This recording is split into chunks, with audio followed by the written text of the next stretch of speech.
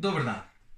Evo mene nazaj v novem vlogu, v katerem bom govoril o oblikah magnezija oziroma o najboljši obliki magnezija za naše telo. Zdaj, magnezij je še kar popularna tema, danes bomo pa razčistili, a se magnezij sploh splača dodajati, pa kjer magnezij se ne bolj splača dodajati kot prehranski dodatek. Na začetku si bomo na hitrico pogledali, kaj magnezij sploh je in ali ga sploh nujno rabimo za delovanje našega telesa.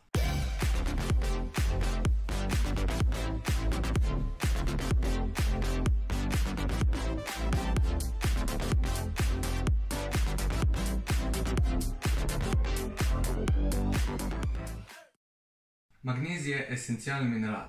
To pomeni, da ga naše telo ne more samo sintetizirati in da ga moramo v telo vnesti skozi raznoliko prehrano. Magnezij je nujen za optimalno delovanje več kot 300 encimskih procesov, ki se na dnevni ravni dogajajo v našem telesu. V povprečju naše telo vsebuje 25 gramov magnezija. 60% od tega se nahaja v skeletu, se pravi v kosteh. Približno 40% od tega magnezija od 25 gramov pa se nahaja v skeletnem tkivu, se pravi v vseh vrstah mišic, v telesnih tekočinah, kot je na primer kri, in pa odgovorni je za že omenjenih več kot 300 biokemičnih procesov. Zdaj pa kaj je problem glede magnezija? Kljub temu, da je magnezij v prehrani zelo lahko dosegljiv, ker ga lahko najdemo v ful različnih prehranskih virih, naprimer banane, avokado, razni oreščki, največ mislim, da ga imajo mandlji, pol ga najdemo v školjkah, v mleku, v ribah, v kokosu, v zelenolistnati zelenjavi, naprimer v špinači ga je tudi kar nekaj, v jogurtih. No, in kljub temu, da je v tak različnih prehranskih virih, je na svetovni populaciji pač pokazano pomanjkanje magnezija, pač nimamo nekih optimalnih količin v telesu. Zdaj, kaj se pol zaradi tega zgodi, naprimer, pač to je sicer čisto druga zgodba, ampak telo, naprimer, ko rabi magnezij, pa če ga ne dobi dovolj, začne magnezij vleči iz kostnine in pol se pojavijo določene težave z kostnino. Ampak to je pač tema čisto za drug vlog. Važno je, da seveda pač dejansko je pokazano pomanjkanje magnezija, čeprav je tako lahko dosegljiv. Glede smernic, koliko magnezija moramo uživati, si lahko pogledate to sliko, ko bo tule na tej strani, in kaže, koliko magnezija bi mogli na dan uživati, glede na starost in glede na spol. To so minimalne vrednosti magnezija. Ok, zdaj bomo pa na hitro preleteli še, kaj načeloma kažejo raziskave glede vsebnosti magnezija v naših telesih, kaj kaže pomanjkanje, pa kaj kaže, če ga imamo zadost. Pol bomo pa šli dejansko na magnezij kot prehranski dodatek, pa kjer je najboljša oblika magnezija. Ful veliko raziskav kaže, da je magnezij ful pomembni iz vidika kosti.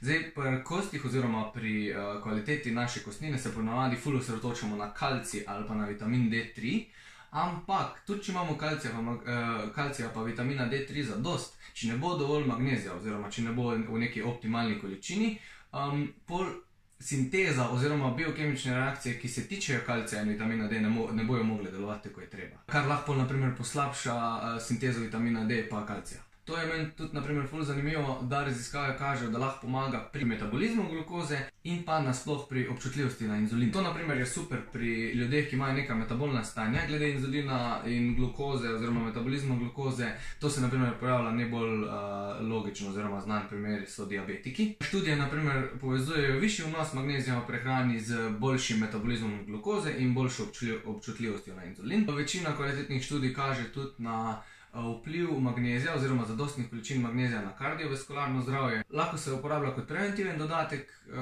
k naši uravnoteženi prehrani oziroma pri ljudeh, ki imajo neka kardiovaskularna stanja, da pač se tista stanja ne poslabšajo. Oziroma, veliko raziskav je tudi nareditih na ljudeh, ko pač imajo neko operacijo, ki se tiče kardiovaskularnega sistema, ne vem, po nekem infarktu, karkoli, da suplementirajo magnezij in pomaga pri raznih naporih oziroma pri aktivnostih in zmanjša napor na kardiovaskularni sistem, če je magnezij zadosten oziroma če pač malo povišamo njegov vnos okoli tiste neke poškodbe. Zdaj, raziskave kažejo tudi, da naprimer pomanjkanje magnezija lahko močno vpliva na delovanje nevrotransmiterjev. Nevrotransmiterji so v bistvu živčni prenašalci, lahko poslabša moč povezav sinaptičnih, pa hitrost sinaptičnih povezav. Se pravi, kako hitro bo tekel nek živčni impuls iz možganov do mišic. To lahko vse magnezij poslabša, če ga ni dosti v našem telesu. Teta metaanaliza naprimer je pokazala, da lahko močno izboljša hujša stanja, kot so naprimer migrene. V kombinaciji z vitaminom B9, naprimer, pa lahko tudi izboljšuje simptome predmenstrualnega simptoma. Pa še zadnja metaanaliza je pa pokazala, da lahko močno izboljšuje stanja oziroma da lahko pomaga pri stanjih, kot so anksioznost pa depresija. Predvsem pomanjkanje magnezija lahko močno vpliva na stanje hipotalamično-hipofizno nadledvične osi. Hipotalamično-hipofizno nadledvične osi, po angleško se reče HPA axis, če bo kdo pa šel pogooglati, ker zaradi porušenega razmerja mineralov, ki so potrebni za delovanje HPA axisa, poslabša delovanje te osi. Ok, zdaj približno vemo, koliko je magnezij pomembno, oziroma je pomembno ali ni, pa kaj ga lahko dobimo, zdaj pa gremo na magnezij kot dodatek in pač najboljšo obliko. Mogoče bom zdaj koga šokiral. Najboljša oblika magnezija ne obstaja. Važen je kontekst in cilj posameznika plus v kakem stanju je naše telo, ko začnemo mi magnezij jemati. Ker se bo pač vsako telo drugače odzvalo na isto obliko magnezija. Zdaj za ta vlog sem dobil v bistvu inspiracijo, ko pač gledam po Instagramu, pa po Facebooku, pa nasploh po internetu, ko se govori o najboljših oblikah magnezija, se gleda naprimer sama absorpcija in zato se v večini priporoča magnezijev citrat. Magnezijev citrat se itak priporoča zaradi tega, ker pač ima najboljšo absorpcijo, približno dokazano do zdaj, ne? Ampak tule lahko dam samo za primer, če imaš magnezijev citrat pa magnezijev oksid. Magnezijev citrat ima najboljšo absorpcijo, ampak ima ful malo količino magnezija glede na težo, oziroma vsebuje ful malo količino magnezija glede na težo. Magnezijev oksid ima pa najslabšo absorpcijo, zaradi tega, ker ima velike molekule magnezija in veliko magnezija vsebuje glede na težo. Se pravi, bojo lahko ljudje v določenih primerih več magnezija v kri, oziroma se jim bo magnezij v krvni plazmi bolj povišal, če bojo imeli magnezijev oksid. Kljub temu, da je citrat ful boljši v absorpciji. Se pravi, to je pač en primer, zaradi česa sem se odločil narediti video. No, po mnenju večine prehranskih kanalov, strokovnjakov, trenerjev je najboljša oblika magnezija magnezijev citrat, zato sem pač prvo osredotočil na magnezijev citrat. Prva stvar, ko mi je padla v oči, je to, da nekatere raziskave kažejo, da lahko magnezijev citrat zaradi pač dodatka citronke oziroma citrata vpliva na ceruloplazmin. Zdaj tole, ker se bo pojavila ena slikica. Ceruloplazmin je v bistvu ena komponenta v naših telesih, ki pomaga oziroma ki regulira razmerje med bakrom in železom. Pač dejansko je nek tovorni mehanizem za baker pa železo. In ob dodajanju magnezijevega citrata se količina ceruloplazmina v telesu zmanjša, kar pomeni, da se pač njegovo delovanje poslabša in lahko povzroča to, če pač jemljemo na dolgi rok neke večje količine magnezijevega citrata, lahko povzroča nabiranje železa v telesu, ker nima transporterja za železo. Teda to je prva taka, ko mi je malo padla v oči, to tudi sam nisem vedel. Zdaj pa druga stvar, naprimer, kar pa je njegova hitra absorpcija, kar je lahko plus ali pa minus. Zaradi hitre absorpcije magnezijevega citrata se velikokrat v kliničnih primerih uporablja tudi kot diuretik, zaradi tega, ker pač dejansko lahko povzroča drisko, ker se tako hitro absorbira in veže vodo na sebe skozi črevesno steno, pač to pol preveje do driske, kar je super za ljudi, ki imajo probleme s prebavo. Za športnike, naprimer, ni fajn to. Še posebej neka doza, ko se ponovadi priporoča za športnike, je mislim, da 500 mg na dan, oziroma od 400 do 500 mg na dan, kar je za magnezijev citrat, glede na njegovo absorpcijo, kar velika doza. Se pravi, njegov plus oziroma minus je hitra absorpcija, pa mogoče je tudi citrat glede ceruloplazmina mal problem, ampak jaz mislim, da če se to v nekih normalnih količinah jemlje ne sme biti. Samo pač potrebno je paziti. Se pravi, tu mislim, da lahko zaključimo, da magnezijev citrat ni najboljša oblika magnezija za vse. Ok, naslednja oblika je magnezijev malat. Magnezijev malat je po mojem mnenju najboljši dodatek pri nekih športnikih oziroma nekih vrhunskih športnikih. Tudi če prejmejo dovolj magnezija skozi raznoliko prehrano, bi priporočil, da se pač magnezijev malat jemlje, če se že katera oblika magnezija jemlje kot nek dodatek za boljši performance. Zaradi tega, ker sem pač naletel na ene par raziskav, ko kažejo, da mislim, da je bilo 350 mg na dan magnezijevega malata, izboljša oziroma zmanjša kopičenje laktata v telesu, izboljšuje nevromišično povezavo in pa lahko služi kot neko malo hitrejše obnavljanje ATP zalog v telesu. Tako da kot športnik bi naprimer to obliko magnezija jaz jemal pred neko aktivnostjo oziroma pač nasploh, če že kot dodatek magnezija. Zanimiva mi je bila tudi ena študija, ko je pokazalo, da kombinacija magnezijevega malata pa probiotikov zniža vnetja v črevesnem oziroma v prebavnem traktu, kar je lahko močno vplivalo na anksioznost pa depresijo. Ok, pol imamo magnezijev taurat.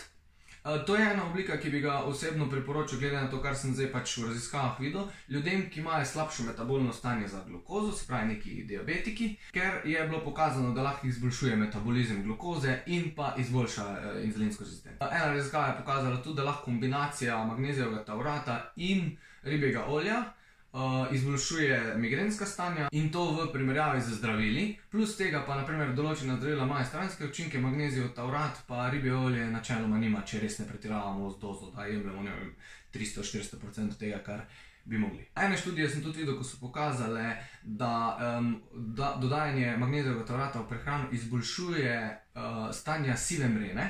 Sicer je bilo narejeno na živalih, ampak je bilo klinično signifikantno izboljšanje. Pomaga lahko pa tudi pri božjasti oziroma eklampsiji, ker tako magnezij kot tudi taurat ščitita pred hipoksijo. Potem imamo magnezijev bisiciklinat, to je osebno moja najljubša oblika magnezija kot nek prehranski dodatek za pred spanjem. Je pa moj najljubši zaradi tega, ker pač magnezijev bisiciklinat nam v imenu pove, da vsebuje glicin. Glicin je pa ena neesencialna aminokislina, ki lahko prečka možgansko krvno bariero in povzroči nek sprostitveni efekt na naše možgane, kar lahko pol izboljšuje spanec in to tudi kažejo določene raziskave.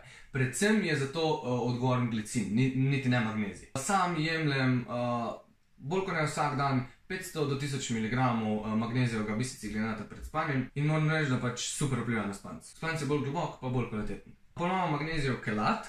Magnezijev kelat je malo manj znana oblika magnezija. Raziskave pokažejo, da super vpliva na ribonukleinsko kislino, to je RNK, ki je veliko manj stabilna kot deribonukleinska kislina DNK in pač raziskave kažejo, da lahko dodajanje magnezijevega kelata pripomore k dolgoživosti molekule RNK. Kar potem pomeni, da lahko RNK molekula bolj dolgo upravlja svojo nalogo. Njena naloga pa je, da služi kot nek posredovalec informacij med deribonukleinsko kislino DNK in proteini, kar je pa ful pomembno. Ok, pa še zadnja oblika magnezija je pa magnezijev L-treonat. Od njega sem se pa malo poglobil zaradi tega, ker sem dobil eno priporočilo oziroma sem za to obliko magnezija čul od enega kolega in naj bi sproščal mišice oziroma mišična tkiva gladka, zaradi tega bi po treningu bil dober kot neka dodatna sprostitev za hitrejšo regeneracijo. Zdaj, ko sem se pač poglobil v raziskave, glede tega nisem najdel nič, sem pa najdel, da je v bistvu to najboljša oblika magnezija za prečkanje možganske bariere. Pač dejansko od vseh oblik, ko sem jih zdaj naštel, najboljš prečka možgansko krvno bariero. Vse raziskave, ko sem jih jaz našel, pa jih bom tudi zdaj tule delil zraven, so pokazale, da lahko močno izboljšuje kognitivno degeneracijo pri bolnikih z Alzheimerjevo boleznijo, močno je pa tudi pri bolnikih z Parkinsonovo boleznijo, zaradi tega, ker lahko vpliva, da se manj nevronov degenerira zaradi pomanjkanja dopamina. Študije glede magnezijevega L-treonata so večinoma na živalih, zaradi tega, ker je to bolj nova oblika magnezija, so pa tiste, ki sem jih našel, pa so bile narejene na ljudeh, po mojem mnenju kar kvalitetne. Ok, to je to. Mislim, da smo spet videli point videa. Point videa je bil, da ni vse črno in belo. Ni ene najboljše oblike magnezija, tako ni ene najboljše oblike prehrambnega načina za vse ljudi. Pač dejansko je važen kontekst, kaj ti rabiš, kako je stanje tvojega telesa. Zdaj, če boš imel da boš imel kronovo bolezen, ko je itak tvoja selektivna prepustnost tvoje črevesne membrane že tako načeta, pa boš pol dodajal magnezijev citrat, bo sam poslabšalo tvoje težave. Pol bi v mojem mnenju bil boljši magnezijev oksid, zaradi tega, ker se bolj počasi absorbira. Sam to sem hotel pač pojasniti. Če bi pa že mogel določiti, bi pa si izbral 3 oblike magnezija kot najboljše oblike. Na prvem mestu je po mojem mnenju itak magnezijev bisiciklinat, zaradi tega, ker lahko podpre spanec. Na drugem mestu bi dal magnezijev malat kot dodatek za športnike, za izboljšanje športnega performansa. Pač to zdaj ne bo tako doping, to se bo mogoče malo poznalo, oziroma še posebej se bo poznalo, če nam magnezija primanjkuje, pa bomo pač pol magnezijo dodali. To je pač treba vedeti, to ne bo zdaj čudežno, ne vem kaj naredilo.